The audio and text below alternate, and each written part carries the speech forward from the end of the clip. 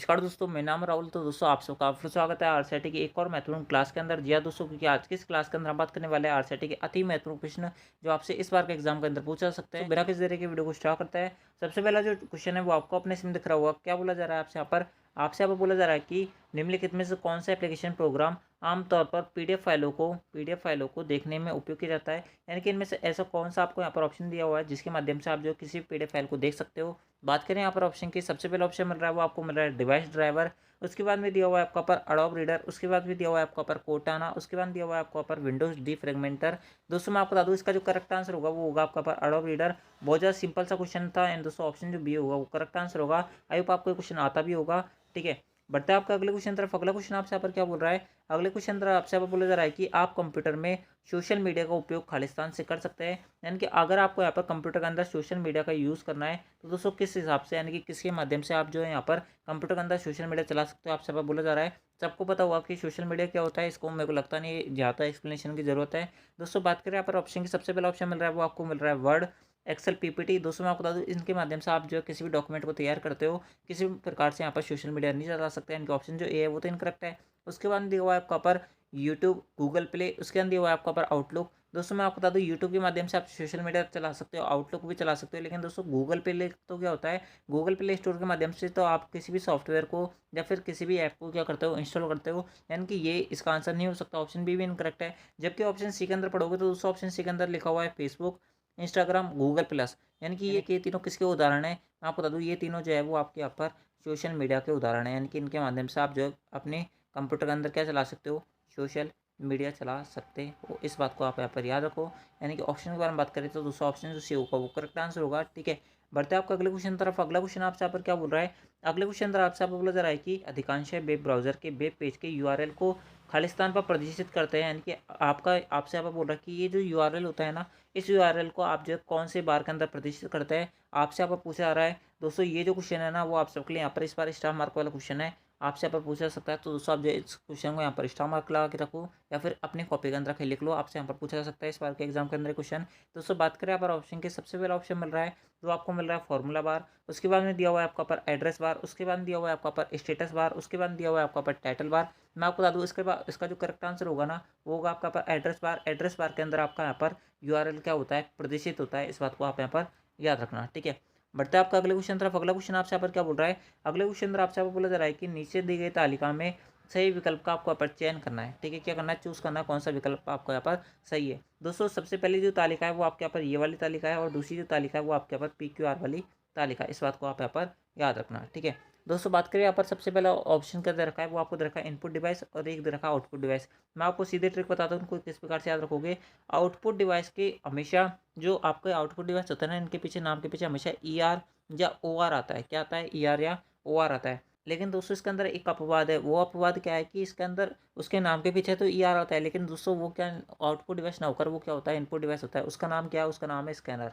ठीक है, स्कैनर के नाम के पीछे क्या आ रहा है, ER आ रहा है, लेकिन दोस्तों ये क्या होता है, एक इनपुट डिवाइस होता है, ना कि आपका आउटपुट डिवाइस होता है। इस बात को आप यहाँ पर याद रखना। दोस्तों बात करें यहाँ पर ऑप्शन की, सबसे पहला ऑप्शन मिल रहा है वो आपको मिल रहा है इनपुट डिवाइस। इनपुट डिवाइस हमें नहीं पता है, लेकिन आउटपुट डिवाइस तो हमें पता है। आउटपुट डिवाइस के नाम के पीछे क्या आता है, ER आया, OR आता है, जैसे मैंने आपको बताया। ठीक है, अब बात कर लेते हैं ऑप्शन की। तो दोस्तों ऑप्शन के बारे में बात करें, आउटपुट डिवाइस के अंदर अगर आप यहाँ पर R के अंदर पढ़ोगे, आपको क्या लिखा हुआ है, मॉनिटर। नाम के पीछे क्या आ रहा है, ER। प्रिंटर क्या लिखा आ रहा है, ER। तो दोस्तों ये क्या होता है, ये आपके यहाँ पर आउटपुट डिवाइस होंगे, यानी कि दूसरे का आ रहेगा। दूसरे का किस किस के अंदर है, यानी कि पहले ऑप्शन हमारा हो नहीं सकता। ऑप्शन जो हमारा तीसरा है वो भी नहीं हो सकता, लेकिन दोस्तों ऑप्शन बी और ऑप्शन डी हो सकता है। ठीक है, उसके बाद में हमें एक और चीज़ का पता होना चाहिए। दोस्तों बात करें यहाँ पर ऑप्शन तीसरे की, तो दोस्तों आपको ऑप्शन तीसरे के अंदर देखा है स्टोरेज डिवाइस।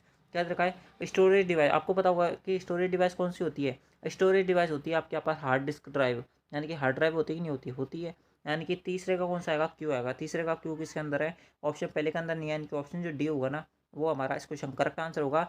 आई होप आपको क्वेश्चन क्लियर हुआ होगा। मैंने अच्छी से अच्छी एक्सप्लेनेशन आपको यहाँ पर देने का ट्राई किया है। ठीक है, बढ़ते हैं आपका अगले क्वेश्चन तरफ। अगला क्वेश्चन आपसे यहाँ पर क्या बोल रहा है, अगला क्वेश्चन आपसे यहाँ पर बोल रहा है कि खालिस्तान एक ऐसी विधि है जहाँ पर कई कार्य और प्रक्रिया सामान्य प्रोसेसिंग संसाधनों जैसे कि CPU को साझा करती है, जबकि खालिस्तान एक प्रोसेसिंग मोड है जो एक साथ कई CPU का उपयोग कर दो या दो से अधिक प्रोग्राम को प्रोसेस करता है। आपको यहाँ पर बताना है कि कौन कौन सी चीज़ें होती है। दोस्तों मैं आपको बता दूँ, जब आपका कंप्यूटर जो होता है ना एक साथ बहुत कार्य कर रहा होता है, तो दोस्तों आप वो आपका क्या कहलाता है, वो आपका कहलाता है यहाँ पर मल्टीटास्किंग क्या कहलाता है, मल्टीटास्किंग। ठीक है। और जब बहुत सारे कंप्यूटर मिलकर किसी एक काम को कर रखे होते हैं तो वो क्या कहलाता है, मल्टी ग्रेडिंग कहलाता है। जैसे आपको पता होगा कि हाल ही में इसरो द्वारा यहाँ पर चंद्रयान 3 लॉन्च किया गया था, तो दोस्तों उसके अंदर बहुत सारे कंप्यूटर मिलकर एक काम कर रहे थे, नहीं कर रहे थे, वो कर रहे थे, वो क्या थी, वो आपके पास मल्टी ग्रेडिंग थी। लेकिन मल्टीटास्किंग क्या होती है, आप मल्टीटास्किंग आपको पता होगा कि आप अपने कंप्यूटर के अंदर एक तरफ आपका क्रोम खुल रहा है, एक तरफ मूवी चल रही है, एक तरफ आपका वर्ड का फाइल खुला हुआ है, तो दोस्तों ये क्या कहलाती है, आपके यहाँ पर मल्टीटास्किंग कहलाती है। आपसे यहाँ पर ये क्वेश्चन अंदर बोला जा रहा है। दोस्तों बात करें यहाँ पर ऑप्शन की, तो दोस्तों ऑप्शन जो बी होगा ना वो करेक्ट आंसर होगा। मल्टीटास्किंग क्या होगा, ये कई प्रक्रिया और सामान्य प्रोसेसिंग संसाधनों जैसे कि सीपीयू को साझा करती है, जबकि बहुत सारे यहाँ पर एक प्रोसेसिंग मोड होता है जहाँ पर बहुत सारे कई सीपीयू मिलकर एक काम को कार्य कर रहे होते हैं। तो दोस्तों ऑप्शन जो बी होगा ना वो करेक्ट आंसर होगा, उसे हम क्या बोलते हैं, मल्टी प्रोसेसिंग बोलते हैं। ठीक है, यानी कि ऑप्शन जो बी होगा ना वो हमारा इस क्वेश्चन का करेक्ट आंसर होगा। ठीक है, बढ़ते हैं आपका अगले क्वेश्चन तरफ। अगला क्वेश्चन आपसे यहाँ पर क्या बोल रहा है, अगले क्वेश्चन अंदर आपसे बोला जा रहा है कि राजमेघ क्या होता है। दोस्तों मैंने आपको कल वाली क्लास के अंदर बताया था कि राजमेघ जो होता है ना वो क्लाउड आधारित सर्विसेज होती है। क्या होती है, क्लाउड आधारित सर्विसेज होती है। आपको पता होगा कि मेक को इंग्लिश में क्या बोलते हैं, क्लाउड बोलते हैं। आप इस प्रकार से इसको याद रख सकते हो।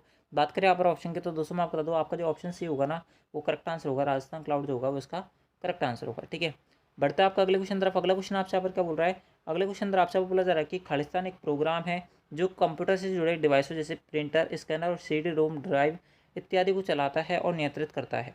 ठीक है, यहाँ पर ऑप्शन क्या दे रखा है आपको, यहाँ पर सबसे पहला ऑप्शन दे रखा है वो आपको दे रखा है हार्ड डिस्क, उसके बाद दिया हुआ है आपको ऊपर स्क्रीन रोटेशन, उसके बाद दिया हुआ है आपको यहाँ पर मैथ इनपुट टूल, उसके बाद दिया हुआ है आपको ऊपर डिवाइस ड्राइवर। आपको नाम से पता नहीं चल रहा कि ड्राइवर कौन होता है, जो सारी चीज़ों को चलाता है, यानी कि जो बस चलाता है, यहाँ पर कार चलाता है, जो भी ड्राइवर होता है वो क्या करता है, यहाँ पर उसका काम क्या होता है, चलाने का काम होता है। तो दोस्तों इन सभी को यहाँ पर चलाने का काम कौन करता है, डिवाइस ड्राइवर करता है। अगर डिवाइस ड्राइवर आपके कंप्यूटर में नहीं होगा तो दोस्तों वो जो वर्क है, यानी कि जो भी आपका आउटपुट डिवाइस है, जो भी इनपुट डिवाइस है, वो आपका यहाँ पर वर्क नहीं करेगा। इस बात को आप यहाँ पर याद रखना। ठीक है, यानी कि ऑप्शन के बारे में बात करें तो दोस्तों ऑप्शन जो डी होगा ना वो हमारा इस क्वेश्चन का करेक्ट आंसर होगा। ठीक है, बढ़ते हैं आपका अगले क्वेश्चन तरफ। अगला क्वेश्चन आपसे यहाँ पर क्या बोल रहा है, अगला क्वेश्चन आपसे यहाँ पर बोल रहा है कि खालिस्तान वेब आधारित चैट सेवा का एक उदाहरण है। दोस्तों मैं आपको बता दूं वेबसाइट वाली चैट सेवा कौन सी होती है। यहाँ पर सबसे पहले बात कर लेते हैं, आपको ऑप्शन रखा है स्काइपी, उसके बाद दिया हुआ है आपका पर जीमेल, उसके बाद दिया हुआ है आपका पर हॉटमेल, उसके बाद में दिया हुआ है आपका पर स्पैम। दोस्तों मैं आपको बता दूं इसका जो करेक्ट आंसर होगा ना वो होगा आपका पर स्काइपी। स्काइपी क्या होता है, आपका व्हाट्सएप वगैरह यूज़ किया है ना आपने, वही स्काइपी होता है एक तरीके से। ठीक है, उसके अंदर भी यही सेम चैटिंग होती है। ठीक है, बढ़ते हैं आपका अगले क्वेश्चन तरफ। अगला क्वेश्चन आपसे पर क्या बोल रहा है, अगला क्वेश्चन आपसे बोल रहा है कि खालिस्तान में 12 अंकों की एक विशिष्ट पहचान संख्या होती है जो सभी भारतीय निवासियों और उनके बायोमेट्रिक और जनसंख्या की डेटा के आधार पर जारी की जाती है। दोस्तों मैं आपको बता दूं 12 अंकों की जो विशिष्ट पहचान संख्या होती है ना वो किसके अंदर होती है, वो आपके यहाँ पर आधार कार्ड के अंदर होती है। आप अपना आधार कार्ड उठाना, उसके अंदर आधार नंबर देखना, क्या होता है, 12 अंकों का होता है। क्या होता है, 12 अंकों का डिजिट होता है। क्रेडिट कार्ड जो होता है ना, क्रेडिट कार्ड और डेबिट कार्ड होता है, वो कितने अंकों का था, वो आपके यहाँ पर 16 अंकों का होता है। ठीक है, आप इस प्रकार से इसको याद रखना। मोबाइल नंबर कितने का होता है, 10 नंबर का होता है।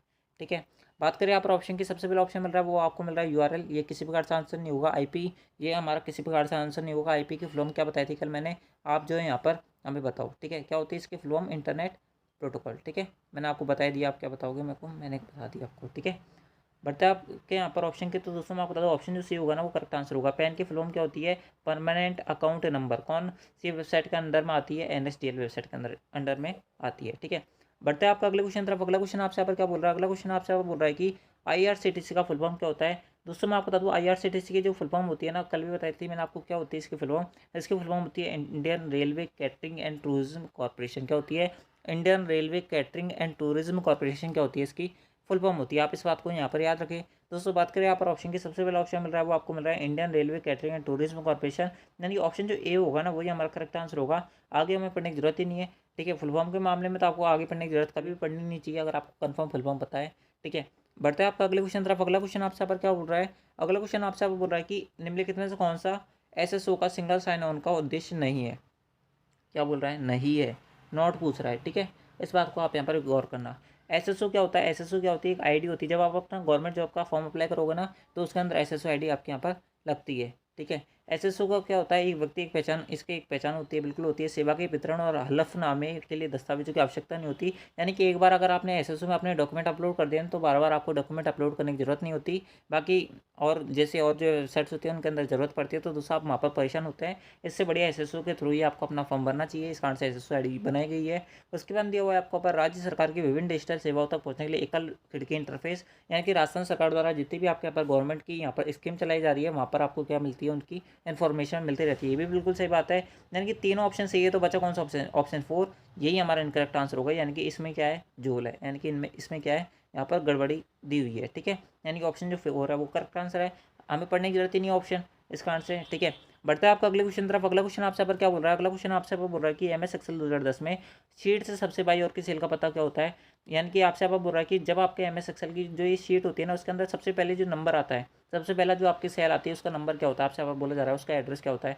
मैं आपको बता दूं, कभी भी एमएस एक्सेल का यहाँ पर क्या लिखा जाता है, सेल एड्रेस लिखा जाता है, तो सबसे पहला हमेशा एक कैपिटल लेटर के अंदर कितने भी लेटर आ सकते हैं, ABCD कितने भी लेटर आ सकते हैं, ये पूरे लिखे जाएंगे। उसके बाद में आपका यहाँ पर एक क्या आता है? नंबर आता है। क्या आता है? नंबर आता है। हमेशा सबसे पहले कैपिटल के अंदर आपका क्या आएगा? वर्ड आएगा, उसके अंदर आपका क्या आएगी? काउंटिंग नंबर आएंगे, ठीक है। इस बात को ध्यान रखना। बात करें यहाँ पर ऑप्शन की, सबसे पहला ऑप्शन मिल रहा है A1, ये हमारा आंसर है। ऑप्शन बी के अंदर बात करें, ये वेबसाइट है, ये आंसर नहीं हो सकता। AZ, इसके अंदर नंबर नहीं है। ऑप्शन डी, ये हमारा आंसर नहीं हो सकता क्योंकि नंबर पहले दे दिए, यहाँ पर वर्ड बाद में दिया है। यानी कि ऑप्शन जो ए होगा वो करेक्ट आंसर होगा। बढ़ते आपका अगले क्वेश्चन तरफ। अगला क्वेश्चन आपसे पर क्या बोल रहा है? अगला क्वेश्चन आपसे पर बोल रहा है कि मोबाइल हॉटस्पॉट के लिए कौन सी कनेक्टिविटी आवश्यक है। अगर आपने यहाँ पर मोबाइल का हॉटस्पॉट चलाया तो दोस्तों सामने वाला का क्या खुला होना चाहिए? यहाँ पर वाईफाई खुला होना चाहिए।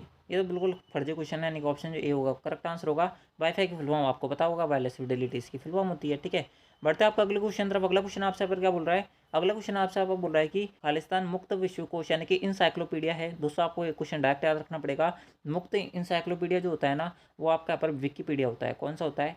विकीपीडिया होता है। इस बात को आप यहाँ पर याद रखना है, यानी कि ऑप्शन जो बी होगा ना वो करेक्ट आंसर होगा, ठीक है। बढ़ता है आपका अगले क्वेश्चन तरफ। अगला क्वेश्चन आपसे पर क्या बोल रहा है? अगला क्वेश्चन आपसे बोल रहा है कि जब आप जीमेल का उपयोग करते हैं और ईमेल लिखते समय अधूरा ईमेल बंद कर देते हैं तो अधूरा ईमेल किसमें से आ जाता है। यानी कि अगर आपने कोई ईमेल लिख रहा हो उसके बाद में वो गलती से बंद हो गया तो दोस्तों वो ईमेल आपको वापस कहाँ पर मिलेगा, आपसे आपको बोला जा रहा है। ऑप्शन के बारे में बात कर लेते हैं। ऑप्शन आपको दिया हुआ है CC, BCC, अटैचमेंट और ड्राफ्ट।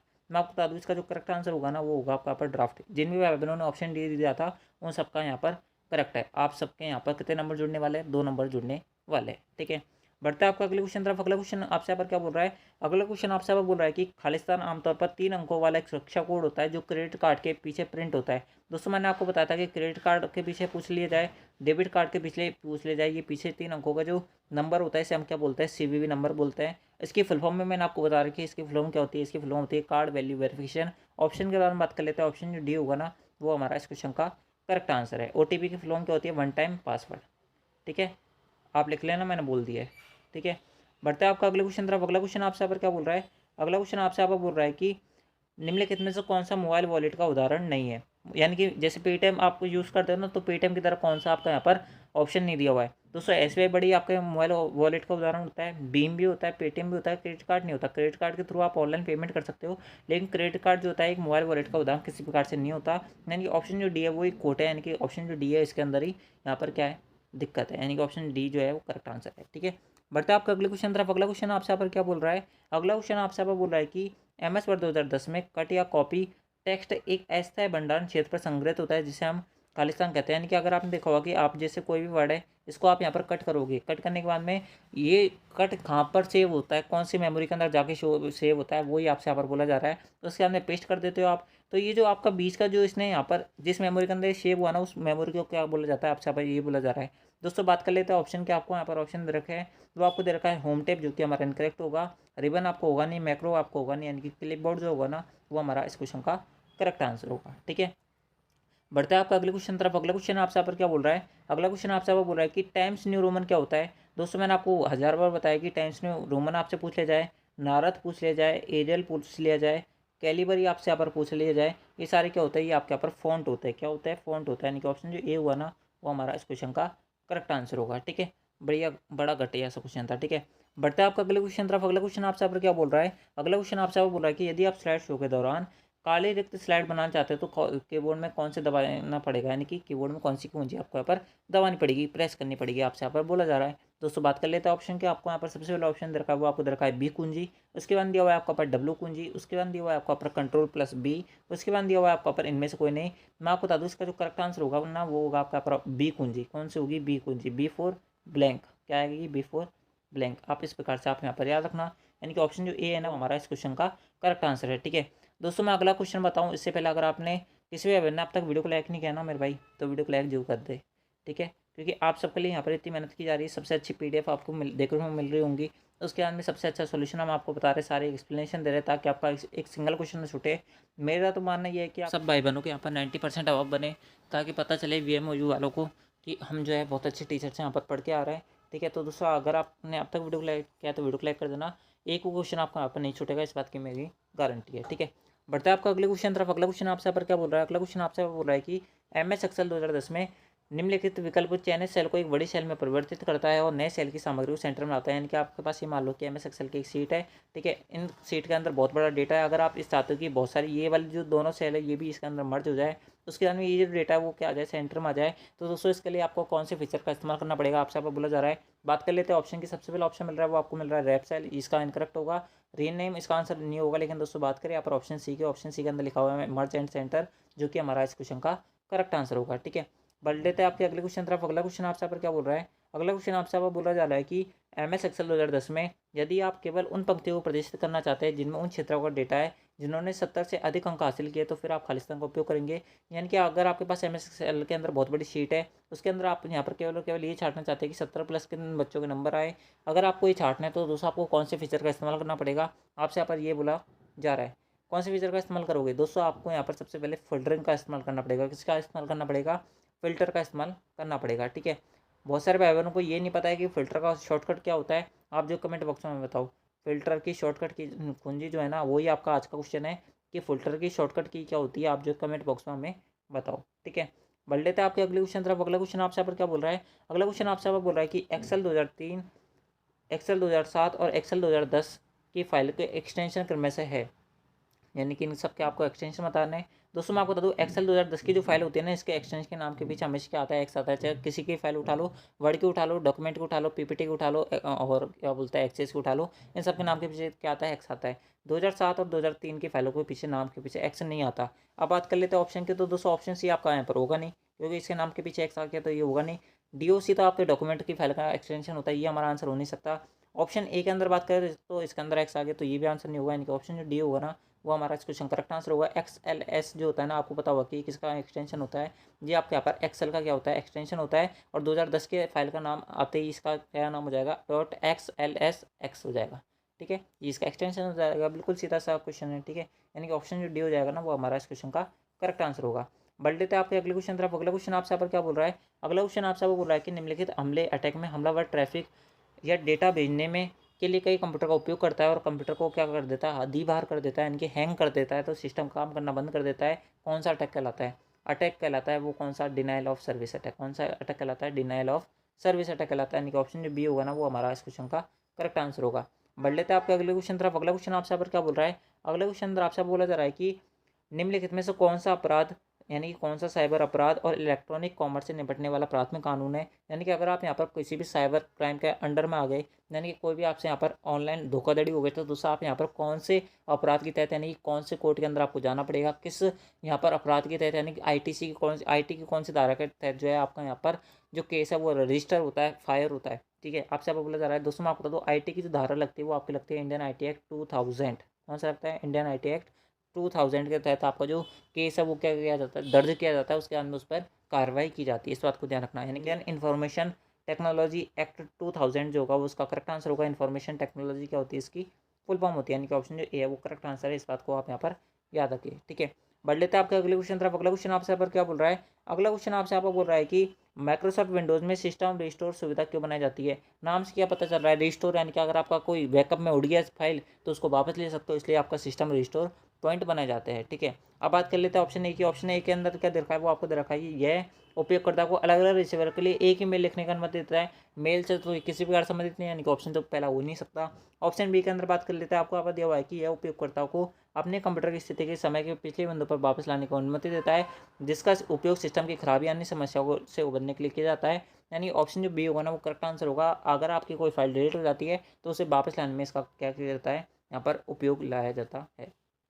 ठीक है, बढ़ लेते हैं आपका अगले क्वेश्चन तरफ। अगला क्वेश्चन आपसे पर क्या बोल रहा है, अगला क्वेश्चन आपसे बोल रहा है कि किसी दस्तावेज को मुद्रित करने से पहले वह कैसा दिखाई देगा, यह जांचने के लिए कौन सी कमांड का उपयोग किया जाता है। दोस्तों अगर आप कोई भी फाइल है, कोई भी आपके पास डॉक्यूमेंट है, उसको प्रिंट करने से पहले आप ये देखना चाहते हो कि ये कैसे दिखाई देगा प्रिंट करने से पहले, तो दोस्तों आपको यहाँ पर कौन से ऑप्शन का इस्तेमाल करना पड़ेगा, आपको यहाँ पर इस्तेमाल करना पड़ेगा प्रिंट प्रीव्यू का। किसका, प्रिंट प्रीव्यू का आपको क्या करना पड़ेगा, इस्तेमाल करना पड़ेगा। ऑप्शन के बारे में बात करें, सबसे पहला ऑप्शन रखा है वो आपको रखा है फाइल प्रीव्यू, जो कि हमारा इनकरेक्ट होगा। उसके बाद दिया हुआ है आपका पर प्री प्रिंट, ये भी हमारा इनकरेक्ट होगा। उसके बाद में दिया हुआ है आपका पर प्रिंट प्रीव्यू, यानी कि ऑप्शन जो सी होगा ना वो हमारा इस क्वेश्चन का करेक्ट आंसर होगा। ठीक है, बढ़ लेते हैं आपका अगले क्वेश्चन तरफ। अगला क्वेश्चन आपसे यहाँ पर क्या बोल रहा है, अगला क्वेश्चन आपसे बोल रहा है कि आप अपनी प्रस्तुति में सभी थंबनेल को खालिस्तान में देख सकते हैं ताकि उन्हें आप आसानी से पुनर्व्यवस्थित कर सके।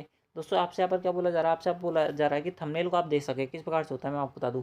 अगर आपने पावरपॉइंट कभी चलाया ना तो दोस्तों आपने देखा होगा कि इस प्रकार से आपका ब्लॉक कट होता है। यहाँ पर आपकी मेन स्लाइड होती है और यहाँ पर छोटी छोटी 2-3 स्लाइड्स होती है। जितनी भी आपने स्लाइड ले रखी होती है वो सारी आपकी यहाँ पर ये शो होती है। ठीक है, तो दोस्तों आपसे यहाँ पर बोला जा रहा है कि इस ब्लॉक को क्या बोला जाता है, इनकी ये वाला जो हिस्सा है ना इसको हम किस नाम से जानते हैं, वही आपसे यहाँ पर बोला जा रहा है। ये आपके यहाँ पर थंबनेल कहलाते हैं। ठीक है दोस्तों, आपको यहाँ पर सबसे पहला ऑप्शन दे रखा है वो आपको दे रखा है स्लाइड शो व्यू, ये आपका इनकरेक्ट होगा। रिव्यू हम इसे नहीं बोलते, एनिमेशन व्यू भी नहीं बोलते, लेकिन दोस्तों हम इसे क्या बोलते हैं, स्लाइड शॉर्टर व्यू के नाम से हम इसको जानते हैं। आपसे यहाँ पर ये बोला जा रहा था। ठीक है, यानी कि ऑप्शन जो डी होगा ना वो हमारा इस क्वेश्चन का करेक्ट आंसर होगा। आई होप आपको ये क्वेश्चन जो है वो क्लियर हुआ होगा। ठीक है, बढ़ लेते हैं आपका अगले क्वेश्चन तरफ। अगला क्वेश्चन आपसे यहाँ पर क्या बोल रहा है, अगला क्वेश्चन आपसे बोल रहा है कि कंट्रोल पैनल विंडोज 10 में अपीयरेंस और पर्सनलाइजेशन कंप्यूटर सेटिंग है। मतलब आपको यहाँ पे क्या बोल रहा है, आपसे यहाँ पे बोल रहा है कि अपीयरेंस का इस्तेमाल और पर्सनलाइजेशन का इस्तेमाल आप कंप्यूटर की कौन सी सेटिंग के अंदर करते हो। दोस्तों मैं आपको बता दूँ ये दोनों फीचर कहाँ पे मिलेंगे। अगर आपने कभी माउस के अंदर रिफ्रेश वाला बटन दबाया है यानी कि रिफ्रेश करने के लिए, तो दोस्तों आपके पास रिफ्रेश करने के लिए जो पॉपअप विंडो खुलती है ना उसके नीचे नीचे दो आपको ऑप्शन मिलते हैं। ठीक है, एक मिलता है अपीयरेंस का, एक मिलता है पर्सनलाइजेशन का। यहाँ पर क्या क्या कर सकते हो, एक तो आप बैकग्राउंड बदल सकते हो यानी कि वॉलपेपर बदल सकते हो कंप्यूटर का। इसके अलावा आप जो है थीम वगैरह चेंज कर सकते हो। ठीक है, इसका ये काम होता है। दोस्तों बात करें यहाँ पर ऑप्शन की, सबसे पहला ऑप्शन क्या मिल रहा है वो आपको मिल रहा है कि उपयोगकर्ता को अपनी पसंद की तस्वीर डेस्कटॉप बैकग्राउंड पर बदलने की अनुमति देता है, बिल्कुल देता है। उसके बाद में दिया हुआ है आपको पर उपयोगकर्ता को स्क्रीन सेवर को बदलने के अक्षम करने की अनुमति देता है, बिल्कुल देता है। उसके बाद दिया हुआ है आपको यहाँ पर उपयोगकर्ता को स्क्रीन रिजोल्यूशन और रंग गुणवत्ता की बदलने की अनुमति देता है, बिल्कुल देता है। यानी कि ऑप्शन जो डी होगा ना वो करेक्ट आंसर होगा। ठीक है, उपरोक्त सभी कार्य जो है हम पर्सनलाइजेशन और अपीयरेंस के माध्यम से कर सकते हैं। ठीक है, बढ़ लेते हैं आपके अगले क्वेश्चन तरफ। अगला क्वेश्चन आपसे पर क्या बोल रहा है, अगला क्वेश्चन आपसे बोल रहा है कि टेलीविजन या प्रोजेक्टर जो होता है ना को कंप्यूटर द्वारा उत्पन्न छवि को प्राप्त करने के लिए प्रदर्शित करने की अनुमति में कौन सा पोर्ट देता है। उपयुक्त विकल्प को आपको यहाँ पर चयन करना है। यानी कि कंप्यूटर को अगर आपको यहाँ पर प्रोजेक्टर से यहाँ पर कनेक्ट करना है तो दोस्तों आपको यहाँ पर कौन कौन सी केबल का इस्तेमाल करना पड़ता है, आपसे यहाँ पर ये बोला जा रहा है इंडायरेक्टली। आपको यहाँ पर जैसे कि मैंने आपको बता रखा है आपको दो केबल का इस्तेमाल करना पड़ता है, एक पड़ता है HDMI का और एक का पड़ता है आपको यहाँ पर VGA केबल का। VGA केबल की फुल फॉर्म होती है वीडियो ग्राफिक्स एरे और HDMI की फुल फॉर्म होती है हाई डेफिनेशन मल्टीमीडिया इंटरफेस। पहले ऑप्शन भी ठीक है, ऑप्शन बी भी ठीक है, यानी कि ऑप्शन जो सी होगा ना ए और बी दोनों विकल्प ही सही है, यही हमारा इसका करेक्ट आंसर है। ठीक है, बढ़ लेते हैं आपका अगले क्वेश्चन तरफ। अगला क्वेश्चन आपसे पर क्या बोल रहा है, अगला क्वेश्चन आपसे आप बोल रहा है कि आप निम्नलिखित में से कौन सी ऑप्टिकल डिस्क की श्रेणी में आता है। निम्नलिखित में सबसे उपयुक्त विकल्प का आपको चयन करना, ऑप्टिकल डिस्क की श्रेणी में कौन सा आता है आपसे पर पूछा रहा है। दोस्तों बात करें यहाँ पर ऑप्शन की, सबसे पहला ऑप्शन मिल रहा है वो आपको मिल रहा है CDR, जो कि बिल्कुल आता है। CDRW ये भी आता है, DVD भी आता है और उपरोक्त सभी जो होगा करेक्ट आंसर होगा। CD की फुल फॉर्म के बारे में बात करें, CD की फुल फॉर्म होती है कॉम्पैक्ट डिस्क। क्या होती है, कॉम्पैक्ट डिस्क होती है। ठीक है, बढ़ लेते हैं आपका अगले क्वेश्चन तरफ। अगला क्वेश्चन आपसे पर क्या बोल रहा है, अगले क्वेश्चन तरफ आपसे बोला जा रहा है कि इंटरनेट एक्सप्लोरर, यानी कि दो स्टेटमेंट दे रखा है, पहला ये रहा दूसरा ये रहा। क्या बोला जा रहा है, इंटरनेट एक्सप्लोरर को विंडोज 10 में माइक्रोसॉफ्ट एज वेब ब्राउजर द्वारा प्रतिस्थापित कर दिया गया है, बिल्कुल कर दिया गया है, पहला ठीक है। उसके बाद में दिया हुआ है आपका पर Google drive, Microsoft one drive, Dropbox web browser का उदाहरण है। मैं आपको बता दूँ ये गलत है, क्योंकि ये सारे किसके उदाहरण है, क्लाउड आधारित सर्विसेज होती है।